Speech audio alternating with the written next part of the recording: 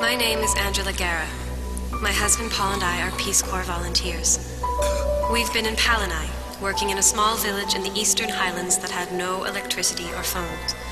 It has been an amazing time, and they taught us so much more than what we taught them. But after 2 years, we'll soon be on our way home. Unfortunately, a strange illness has swept through the village, and that may delay our departure.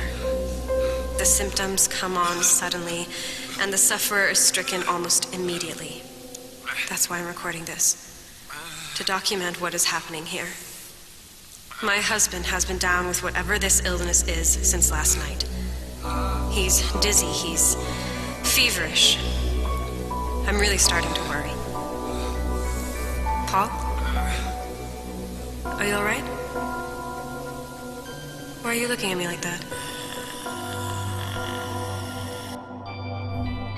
Stay calm. Stay together. I'm with a group of survivors and we're on foot, heading into the highlands. Paul was so feverish he was out of his head. It's like he didn't even know who it was. He attacked me and tried to bite me. I ran for help, but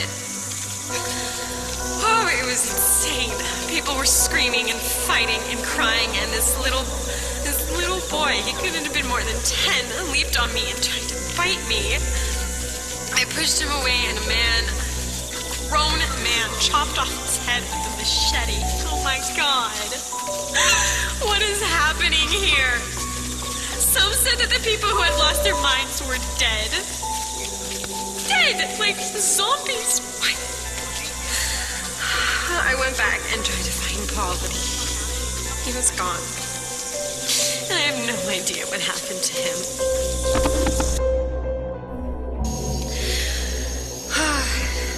We lost one of our group last night, Bill. He was sleeping right by the fire when he was attacked.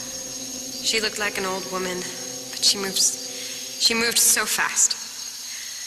Half her left arm was gone.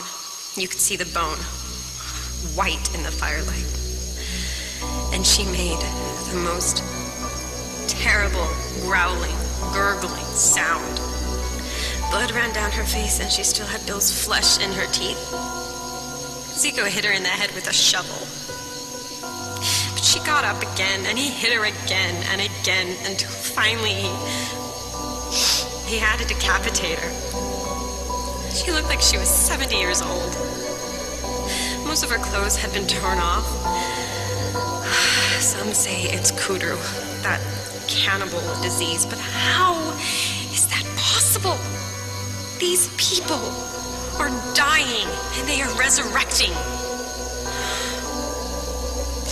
Well, Bill, he was badly hurt, and he was afraid the disease would take him, and he didn't want to become one of them. So he grabbed Gabrielle's shotgun and put it in his mouth, and the sound was so loud. We knew it would attract other infected, so we ran. Into the dark, into the jungle. There aren't very many of us left. I had just about lost all hope when I saw it. Some kind of research facility. John went running for it, and that was a mistake. Something came out of the woods and attacked him. It was huge and covered in these festering boils. I'd seen some terrible things, but nothing like this. We beat the poor creature down, and Zico split its skull. John was badly hurt, barely alive. He begged me to put a bullet in his head so he wouldn't resurrect. I couldn't do it. I couldn't. So I handed him the gun, and he... Oh, Jesus. After that, I just lost it. I screamed. I swore. I was so goddamn angry. And that's when a man came out of the facility. He heard me cursing, so he knew I wasn't sick. He was so surprised to see us. His name is Dr. Kessler, and I know I should be grateful that he took us in. But there's something off about him. He's involved in some sort of research project, but he seems very evasive. He says we can't stay long as he doesn't have enough food for all of us. Tom wants to force the issue, but I don't trust this Kessler.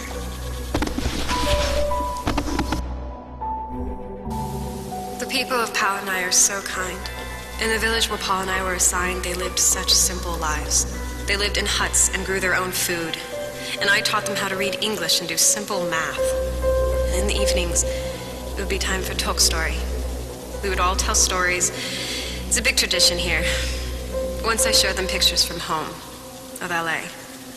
And they saw two homeless men on Hollywood Boulevard, crude signs propped between their legs. They asked me what they were doing, and I told them they were homeless and they didn't understand. The concept made no sense to them. How could they be homeless?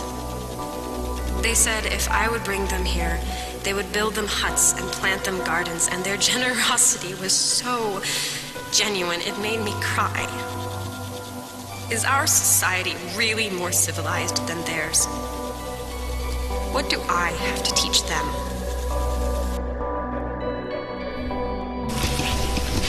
We knew we couldn't stay with Dr. Kessler.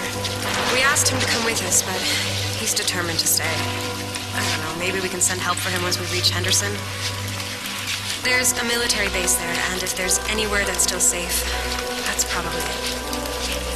The rain has been steady. Oh, and it's coming down harder, and the river is starting to rise. We're all worried the road will wash out before we can make our way there. Oh, the mosquitoes are eating us alive. Tom seems feverish, and I see how the others are looking at him. He says he hasn't been bitten, but this is clearly a bloodborne disease. Couldn't it be transmitted by mosquito? I mean, why would it be any different from malaria or West Nile virus? And if that's true, we all might have it, and any one of us could turn at any moment. When we woke up this morning, Tom was dead. He hung himself. It was so horrible.